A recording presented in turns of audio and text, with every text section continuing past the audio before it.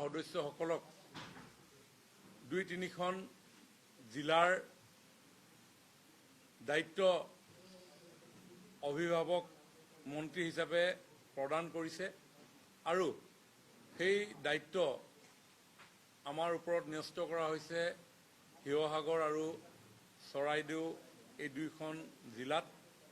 আজি সেই দায়িত্ব লৈয়ে আমি ঐতিহাসিক শিৱসাগৰ জিলাত আহি উপস্থিত হওঁ।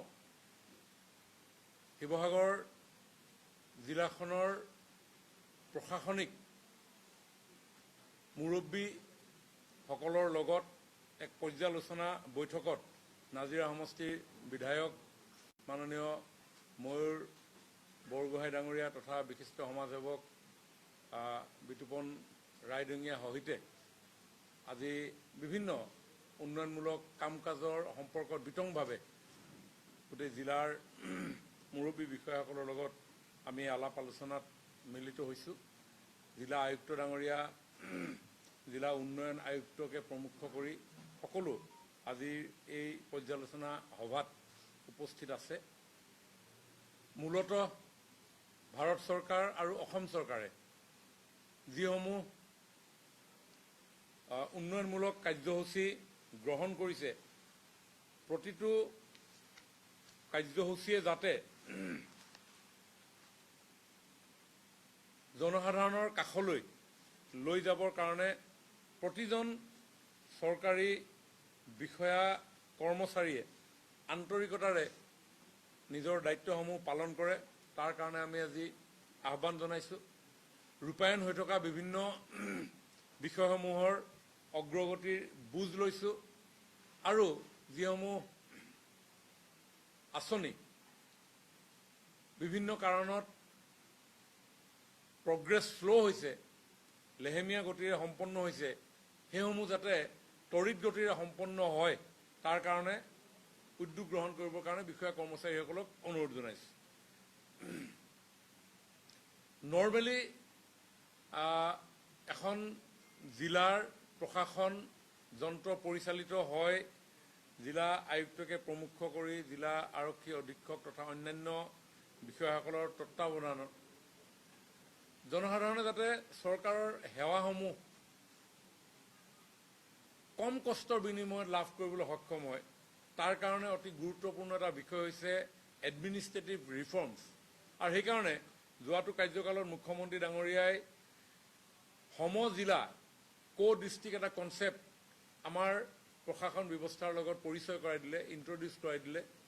তাৰ ফলত এটা সমষ্টিৰ ভিতৰত সকলোবিলাক কাৰ্যালয় লাহে লাহে ৰেচনেলাইজ কৰি তাতে যাতে সেই বিষয়া কৰ্মচাৰীসকলক লগ পাব পৰা যায় তাৰ কাৰণে উদ্যোগ গ্ৰহণ কৰিছে। আৰু সেই অনুসৰি আমাৰ নাজিৰাত সমজিলা আয়ুক্ত কাৰ্যালয় আছে, ডিমৌত সমজিলা আয়ুক্ত কাৰ্যালয় আছে, শিৱসাগৰতো জিলা আয়ুক্তৰ কাৰ্যালয় আছে।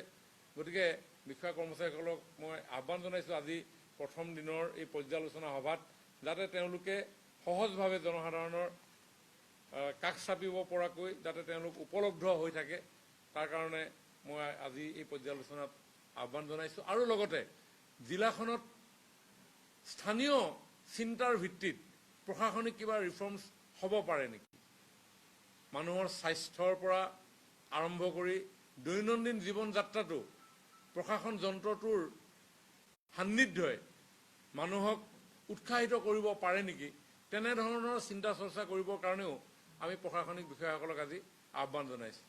মোদী ডাঙৰীয়াৰ সপোন যে সমগ্ৰ দেশৰ জনসাধাৰণৰ কৃষকৰ আয় দুগুণ হ'ব লাগে, তাৰ কাৰণে বিভিন্ন আঁচনি গ্ৰহণ কৰিছে। ছইল হেল্থ কাৰ্ড, প্ৰধানমন্ত্ৰী কৃষি সন্মান নিধি পৰা আৰম্ভ কৰি বিভিন্ন এগ্ৰিকালচাৰেল টুলছ এণ্ড মেচিনাৰী সময়ে সময়ে প্ৰদান কৰি অহা হৈছে।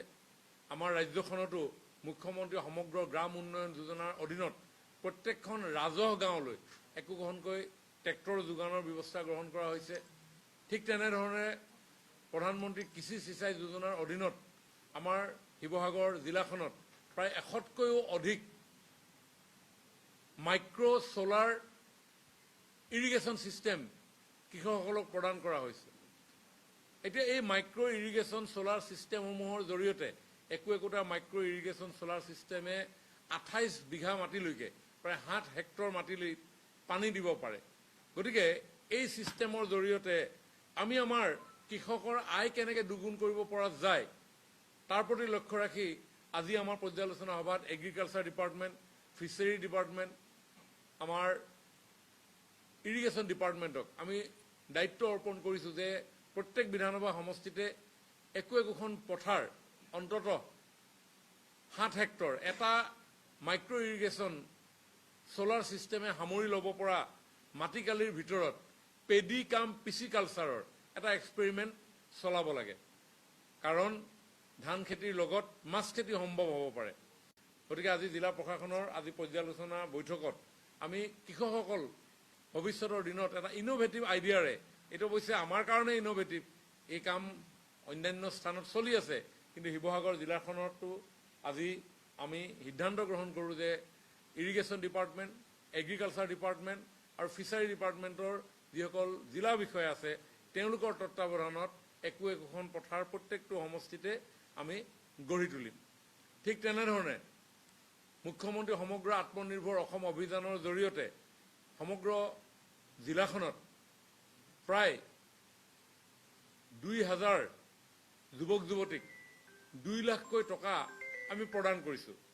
সমান্তৰালভাৱে সমগ্ৰ জিলাখনত প্ৰায় 80,000 মহিলা উদ্যোগীক মুখ্যমন্ত্ৰী মহিলা উদ্যমিতা আঁচনিৰ জৰিয়তে আমি 10,000কৈ ধন প্ৰদান কৰিছোঁ। এই ধনৰাশি যাতে উদ্যমিতাৰ মাধ্যমেৰে তেওঁলোকৰ আৰ্থিক সচ্ছলতাৰ বাবে তেওঁলোকে বিনিয়োগ কৰে, এই ক্ষেত্ৰত ভাল ধৰণে যাতে মনিটৰিং হয় তাৰ কাৰণে উদ্যোগ বিভাগৰ বিষয়াসকলক তেওঁলোকৰ ঘৰে ঘৰে গৈ এই ক্ষেত্ৰত উদগনি যোগাবৰ কাৰণে আজি মই আহ্বান জনাইছোঁ। আমাৰ ৰিভিউত CM ট্ৰিপুলে বহু উদ্যমীয়ে পশুপালনৰ লগত তেওঁলোক জড়িত হৈ পৰিছে। পিগাৰী,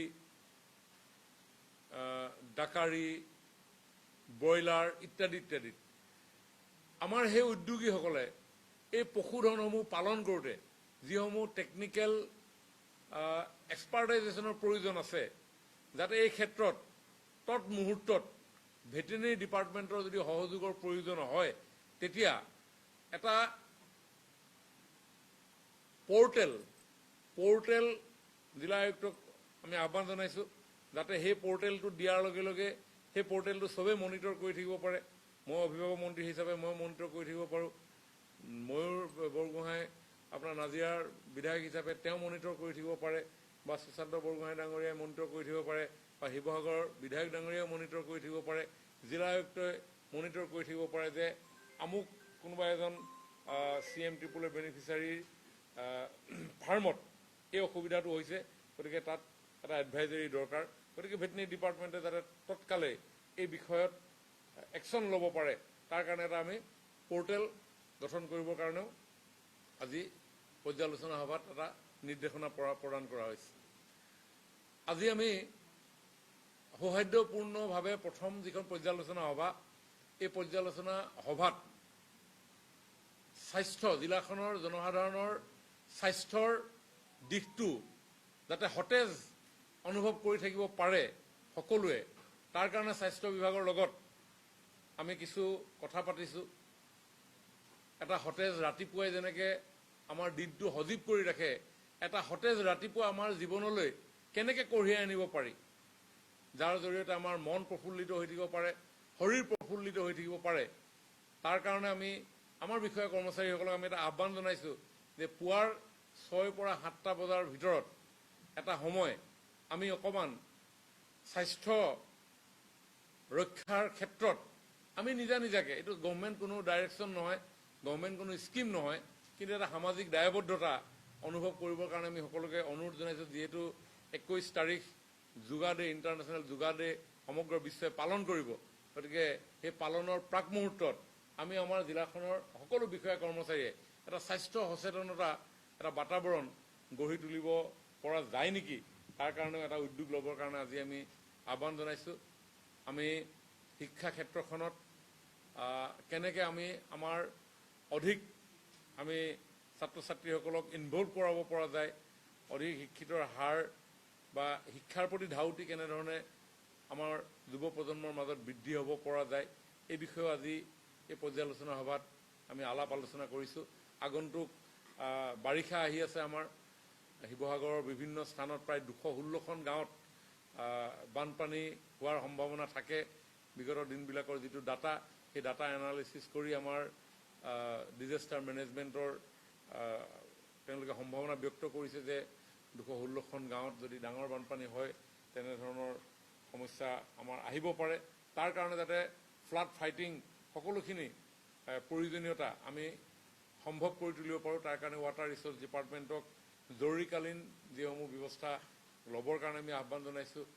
পশুধনসমূহ যাতে সুৰক্ষিত অৱস্থাত থাকে, খাদ্যৰ অভাৱত যাতে তেওঁলোকে কষ্ট নাপায়, তাৰ কাৰণে ভেটেৰিনেৰী ডিপাৰ্টমেণ্টক পশু খাদ্য যোগাৰ কৰিবৰ কাৰণে আমি আহ্বান জনাইছোঁ। ঠিক তেনেদৰে স্বাস্থ্যৰ ক্ষেত্ৰতো আমাৰ যাতে কোনো মানুহৰ জীৱন হানিবিঘিনি নহয়, পোষ্ট ফ্লাড যিটো প্ৰিপেৰেশ্যন, এই ক্ষেত্ৰতো স্বাস্থ্য বিভাগক যথেষ্ট দায়িত্ব সহকাৰে দায়িত্ব পালন কৰিবৰ কাৰণে আমি আহ্বান জনাইছোঁ। খোৱাৰ কোনো খাদ্যৰ নাটনি যাতে নহয়, বানপানী যদি হয় তেতিয়া আমাৰ food and civil supply department লগতে আমাৰ যিসমূহ CDC আছে, চাৰ্কুল অফিচাৰ আছে, তেখেতসকলৰ হাতত যাতে পৰ্যাপ্ত পৰিমাণৰ খাদ্য সামগ্ৰী মজুত থাকে, এই ক্ষেত্ৰত উদ্যোগ গ্ৰহণ কৰিবৰ কাৰণে আহ্বান জনাইছোঁ। আৰু লগতে যিসমূহ ফ্লাড প্ৰ'ন এৰিয়া আছে সম্ভাৱ্য, তাত কিবা কাৰণত যদি APDCL-ৰ আমাৰ বিদ্যুৎ পৰিবাহী তাঁৰ বা খুঁটা কিবা দুৰ্বল অৱস্থাত আছে, এইখিনিও যাতে আমাৰ ৰেভিনিউ ডিপাৰ্টমেণ্টৰ লগত APDCL-এ সম্পৰ্ক স্থাপন কৰি, আৰু মই আপোনালোকৰ মাধ্যমেৰেও আমাৰ ৰাইজকো অৱগত কৰিব বিচাৰিছোঁ, তেনেকুৱা ধৰণৰ কিবা এক্সিডেণ্ট হোৱা যদি কিবা সম্ভাৱনা কাৰোবাৰ ৰাইজৰ যদি দৃষ্টিত আছে, মই ভাবোঁ যে ডিষ্ট্ৰিক্ট এডমিনিষ্ট্ৰেশ্যনৰ আমাৰ যিটো ফেচবুক পেজ আছে, এই ফেচবুক পেজ আছে ন, ফেচবুক পেজত মই ভাবোঁ যে এটা আপোনালোকে যদি জনাই দিয়ে, আপোনালোকে যদি তাৰ জিঅ' টেগ কৰি এটা আপোনালোকে ঠাইডোখৰ চিহ্নিত কৰি দিয়ে, তাতো যাতে সেই তেনেকুৱা ধৰণৰ সম্ভাৱ্য দুৰ্ঘটনাৰ পৰা আমি ৰক্ষা পৰিব পাৰোঁ। আজিৰ এই পৰ্যালোচনা সভাত আমি গুৰুত্ব সহকাৰে আলোচনা কৰোঁ আমাৰ পথ যোগাযোগ ব্যৱস্থাৰ ওপৰত। আমাৰ কেইবাটাও মূল পথ নিৰ্মীয়মান অৱস্থাত আছে, কিন্তু আমি বহুদিনৰ পৰা এটা বস্তু লক্ষ্য কৰি আহোঁ যে অন্যান্য জিলাসমূহত এটা পথ নিৰ্মাণ কৰাৰ পিছত যিমান দিন যায়, শিৱসাগৰ জিলাত সেই পথসমূহ সেই তেনেধৰণৰ ডিজাইন কৰি নিৰ্মাণ কৰাৰ পিছতো প্ৰায় দেখা যায় বহুত ঠাইত খুব কম দিনৰ ভিতৰত সেই পথসমূহ বেয়া হৈ যায় বা আণ্ডুলেশ্যন এটা থাকে। গতিকে BG যিটো ৰোড আছে আমাৰ সোণাৰীলৈ যায়, ঠিক তেনেধৰণে জয়সাগৰৰ পৰা নাজিৰালৈ যোৱা পথেই হওক বা ডিমৌৰ পৰা নিতাই পুখুৰীলৈ যোৱা পথেই হওক বা চেপন সোণপুৰা পথটোৱে হওক, এই পথসমূহত এনেকুৱা ধৰণৰ যিসমূহ আঁসুৱা, যিবিলাক আঁসুৱা ট্ৰেডিশ্যনেল টেকন'লজিৰে আমি লং ৰাণৰ কাৰণে, ফিউচাৰৰ কাৰণে আমি সেইখিনি কৰি দিলেও ইছ্যুটো ছল্ভ নহয়, তাত আৰু কেনেকুৱা ধৰণৰ টেকন'লজিৰে আমি সেই পথসমূহ নিৰ্মাণ কৰিব লাগে, এই ক্ষেত্ৰতো আমাৰ PWD ৰুটছ এই বিভাগটোক এই ক্ষেত্ৰত অলপ ৰিচাৰ্চ কৰিবৰ কাৰণে আজি আমি আহ্বান জনাইছোঁ পৰ্যালোচনা সভাৰ জৰিয়তে। ঠিক তেনেধৰণে আমাৰ PWD বিভাগৰ অন্যতম এটা গুৰুত্বপূৰ্ণ বিভাগ হৈছে গৃহ। এই গৃহ বিভাগৰ অধীনতো জিলাখনৰ বিভিন্ন স্থানত বিভিন্ন গৃহ নিৰ্মাণ হৈ আছে। এই গৃহ নিৰ্মাণসমূহ, এই প্ৰকল্পসমূহ যাতে সময়ভাৱে আমি কমপ্লিট কৰিব পাৰোঁ, তাৰ কাৰণে তেখেতসকলক 7 দিনৰ মূৰে মূৰে একোটা পৰ্যালোচনা কৰিবৰ কাৰণে, এছেছমেণ্ট কৰিবৰ কাৰণে আজি তেখেতসকলক আমি আহ্বান জনাইছোঁ, যাতে টাইম লাইনৰ ভিতৰত আমি ৱৰ্কটো কমপ্লিশ্যন কৰিব পাৰোঁ। সেইকাৰণে বাৰ চাৰ্টেই হওক, ৱৰ্ক প্ৰগ্ৰেম হওক, যাতে ভাল ধৰণে কৰে আৰু তেনেধৰণে এচিভ হৈছে নে নাই সেইটো 7 দিনৰ ভিতৰত এনালাইচিছ কৰি তাত যদি কিবা কাৰণত লেপছ আছে, সেই লেপছবিলাক মিটিগেট কৰি যাতে আমি আমাৰ গোটেই প্ৰজেক্টটো আমি আগুৱাই লৈ যাব পৰা যায়, তাৰ কাৰণেও আজি এই পৰ্যালোচনা সভাত আমি আহ্বান জনাইছোঁ। গতিকে মূলতঃ গোটেইখিনি বিভাগক সাঙুৰি আমি কেনেধৰণেৰে আগন্তুক দিনত আমাৰ জিলাখনৰ সৰ্বাংগীন বিকাশ আৰু কল্যাণ হ'ব পাৰে, এই ক্ষেত্ৰত আমি উদ্যোগ গ্ৰহণ কৰিবৰ কাৰণে আহ্বান জনাইছোঁ। আৰু সমান্তৰালভাৱে আজি পৰ্যালোচনা সভাত আমি জানো যে শিৱসাগৰ বুলি কোৱাৰ লগে লগে আমাৰ ইতিহাস ইয়াত জড়িত হৈ আছে, আৰু সেই ইতিহাসক লৈ আমাৰ ভৱিষ্যত প্ৰজন্মই কেনেকৈ সাহস আৰু সমৃদ্ধিৰে জীৱনৰ বাট বুলিব পাৰে, এই বিষয়টো আমি যথেষ্ট আলোচনা কৰিছোঁ। অন্যহাতে ঔদ্যোগিক ক্ষেত্ৰখনত ONGCৰ এটা যথেষ্ট গুৰুত্বপূৰ্ণ ভূমিকা শিৱসাগৰ জিলাত আছে। ONGCৰ যিসমূহ কৰ্মক্ষেত্ৰ, এই কৰ্মক্ষেত্ৰসমূহৰ পৰিচালনা কৰাৰ ক্ষেত্ৰত এনে কিছুমান দ্ৰব্যৰ প্ৰয়োজন, যিবিলাক আমি জানো যে যিবিলাক দ্ৰব্য তেওঁলোকে হয়তো বাহিৰৰ পৰা আনিব লগা হয়। আজি আমি জিলা আয়ুক্তক আৰু আমাৰ ইণ্ডাষ্ট্ৰী বিভাগৰ মহাপ্ৰবন্ধকক ONGCৰ লগত আলাপ আলোচনা কৰি আমি থলুৱাভাৱে আমি কিবা এনেকুৱা পচিবিলিটি আছে নেকি যে ইয়াতে তেনেকুৱা ধৰণৰ মাইক্ৰ' কিবা যদি ইউনিট স্থাপন কৰি ইয়াত আমি প্ৰডাকশ্যন কৰি তেওঁলোকে যদি আমাৰ পৰা পাৰ্চেছ কৰে, তেতিয়া ইয়াতে কৰ্মসংস্থাপনৰ সুযোগ সৃষ্টি হ'ব আৰু কোনোবা উদ্যোগীয়ে তেনেধৰণৰ উদ্যোগ গঢ়িবৰ কাৰণে আগবাঢ়িও আহিব পাৰে। কাৰণ ভাৰত চৰকাৰৰ, অসম চৰকাৰৰ বহু এনেকুৱা ধৰণৰ স্কিম আছে, যি স্কিমৰ জৰিয়তে শিৱসাগৰত আজি 50%লৈকে আমি बी है ना, कैटेगरी बी, उन्नति का बी कैटेगरी का है ना ये शिवसागर डिस्ट्रिक्ट, तो 50% राजसाहाय्य पाब पारे। ठीक तेने PMFME অধীনত খাদ্য প্ৰস্তুতকৰণৰ উদ্যোগো বহুকেইটা গঢ় লৈ উঠিছে। আজি আমাৰ বিভিন্ন বিভাগসমূহক সেই উদ্যোগসমূহে যিসমূহ খাদ্য প্ৰস্তুত কৰিছে তেওঁলোকৰ বজাৰ পোৱাৰ ক্ষেত্ৰতো বিশেষভাৱে এক্সপ্ল'ৰ কৰিবৰ কাৰণে আমি আহ্বান জনাইছোঁ। আৰু তেওঁলোকে যদি কিবা সমস্যাৰ সন্মুখীন হয়, সেই সমস্যাবিলাক যাতে তৎমুহূৰ্তত আমি সমাধান কৰিব পাৰোঁ। গতিকে সৰ্বাংগীন বিকাশৰ কাৰণে আজি এই পৰ্যালোচনা হৈছে। নাজিৰাত এটা পৰ্ক প্ৰচেছিং চেণ্টাৰ গঢ় লৈ উঠিছে অসম চৰকাৰ উদ্যোগত। সেই পৰ্ক প্ৰচেছিং চেণ্টাৰটো আমি অপাৰেটিভ, এতিয়া অৱশ্যে হোৱা নাই অপাৰেটিভ, আমাক আজি ভেটেনেৰী ডিপাৰ্টমেণ্টে জনাইছে যে দৈনিক 500 গাহৰি তাত প্ৰয়োজন হয় সেই প্ৰচেছিং ইউনিটটো ৰান কৰিবৰ কাৰণে। পৰ্যাপ্ত পৰিমাণৰ গাহৰি উৎপাদন নোহোৱাৰ কাৰণে সেই প্ৰজেক্টটো আমি কাৰ্যক্ষম কৰিব পৰা নাই। আজি আমি গোটেইকেইটা বিভাগক আমি আহ্বান জনাইছোঁ যে সেই ক্ষেত্ৰতো অকণমান অলপ তেওঁলোকে এটা ৰিচাৰ্চ কৰি আমি কেনেকৈ আমাৰ এই প্ৰজেক্টটো আমি ৰান কৰিব পাৰোঁ, তাৰ কাৰণে মাৰ্কেট এক্সপ্ল'ৰ কৰিব লাগিব। হয়তো প্ৰয়োজন সাপেক্ষে সেইখিনি আমি এক্সপৰ্টো কৰিব লাগিব। গতিকে কেনেকৈ আমি সেই প্ৰচেছিং চেণ্টাৰটো আমি কাৰ্যক্ষম কৰিব পাৰোঁ, এই বিষয়ে আমি আলোচনাত মিলিত হওঁ। মূলতঃ এইখিনিয়ে আমি এনেধৰণে আজি পৰ্যালোচনা কৰিছোঁ।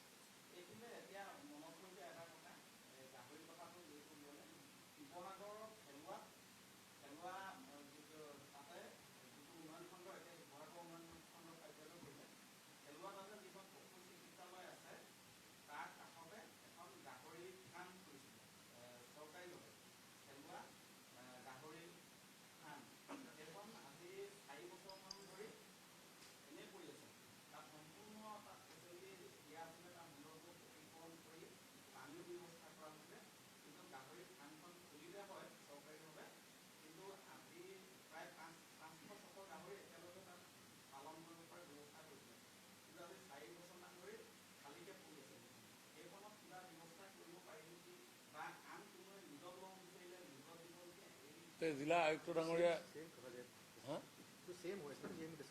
যিটো আমি কৈছোঁ সেইটো কথাই কৈছে নেকি আপুনি? খেলুৱা সেইটো ন, তুমি কোৱাটো গাহৰি সেইটো নাজিৰা নাই, চেম নাই।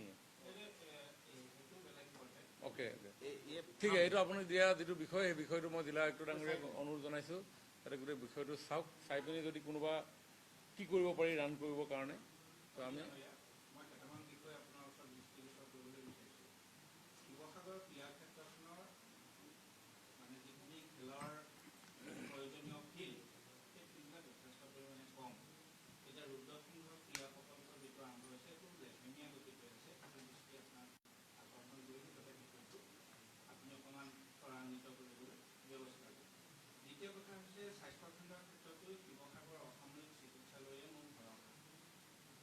যদি যোৱা যায় তেতিয়াহ'লে শিশু ডক্টৰ যদি আপুনি 4টা বজাত যদি কোনোবা এটা শিশু অসুস্থ হয় তেনেহ'লে শিশু ডক্টৰ তাত কোনো কাৰণতে পোৱা নাযায় আৰু তাৰ যিখিনি ষ্টাফ সেইখিনিৰ ব্যৱহাৰ ইমানেই বেয়া। মই অন্যলৈ নাযাওঁ, আমাৰ সন্মুখত DDC মহাশয় বহি আছে। DDC মহাশয়কো আনকি তেওঁলোকে বেয়া ব্যৱসায় কৰিবলৈ এৰা নাই আৰু তেওঁ এজাহাৰ পৰ্যন্ত দিব লগা পৰিৱেশ ইয়াত হৈছে।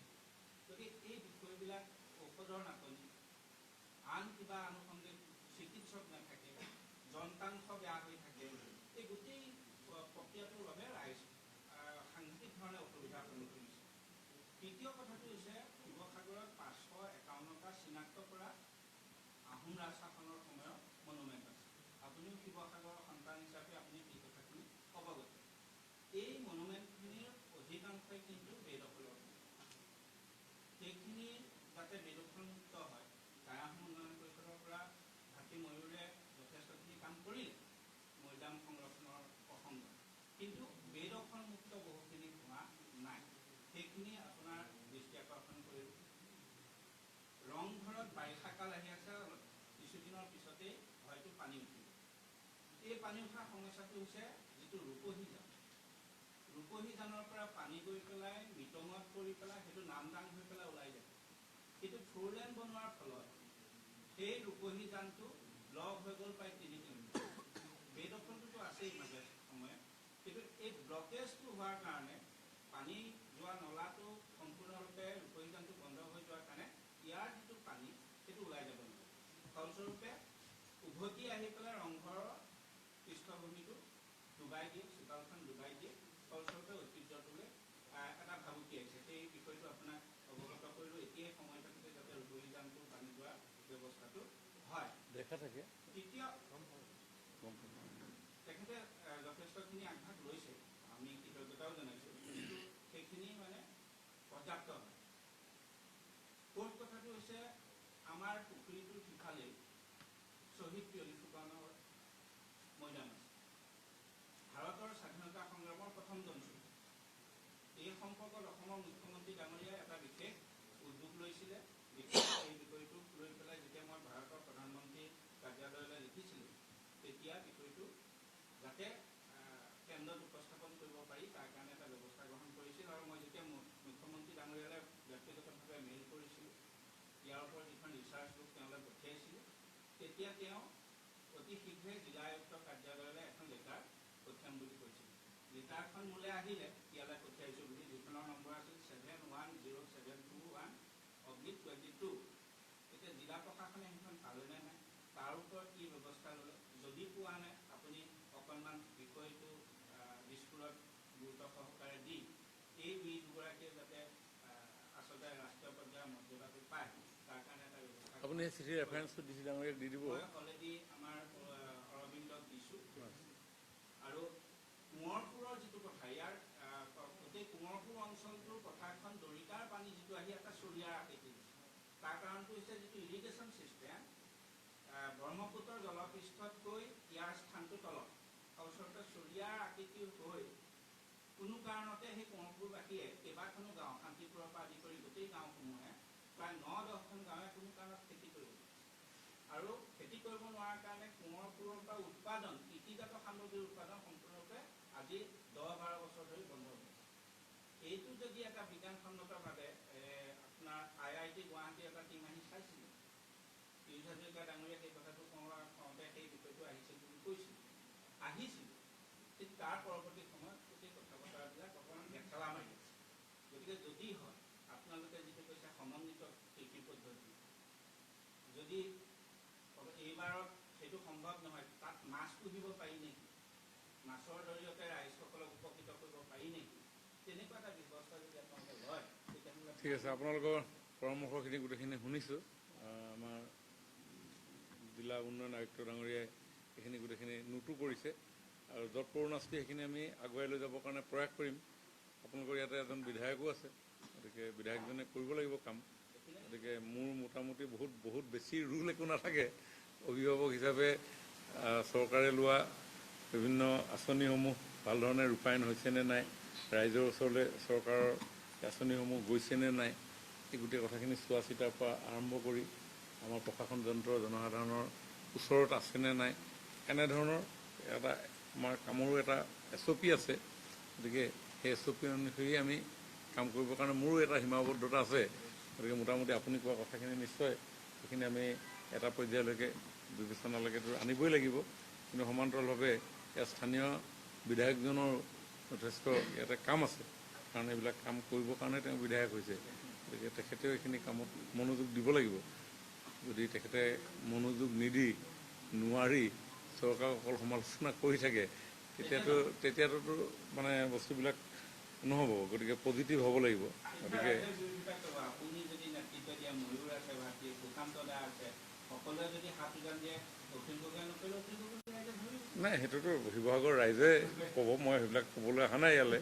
খালি মোৰ কামটো হ'ল যে জিলাখনৰ গোটেই মানে ৰাইজক চৰকাৰৰ ফালৰ পৰা অহা গোটেইখিনি কাম যাতে ভাল ধৰণে সন্মান সহকাৰে সকলোৱে পোৱাৰ ক্ষেত্ৰত প্ৰশাসন যন্ত্ৰটো কেনেধৰণে চলিছে এই বিষয়ে চোৱা চিতাটোৱে হৈছে মোৰ মূল কাম। গতিকে নিশ্চয় আপোনালোকৰ ভৱিষ্যতৰ দিনত সহযোগিতা লাগিব। গতিকে এইখিনিকে কৈ আজি আপোনালোকৰ লগত বাৰ্তালাপ সামৰিছোঁ। ভৱিষ্যতে আহিম। আপুনি কৈছে জয়সাগৰ হস্পিটেলৰ কথা, ডেফিনেটলি এইটো এটা ইম্পৰ্টেণ্ট ইছ্যু। গতিকে তালৈ আহোঁতে আমি আমাৰ NSMৰ MD অথবা ডাইৰেক্টৰ হেল্থ তেখেতসকলকো লগত আমি আহিবৰ কাৰণে ক'ম। আপুনি মানে পাৰিব বুলি বিশ্বাস এই কাৰণে, আপুনি এতিয়াতো অভিভাৱক মন্ত্ৰী, তেতিয়াতো আপুনি অভিভাৱক মন্ত্ৰী নাছিল, এতিয়াতো জেৰেঙাখনৰ ক্ষেত্ৰত আপুনি বলিষ্ঠতা ভূমিকা। Thank you. এইকেইটা লৈ যাম নেকি?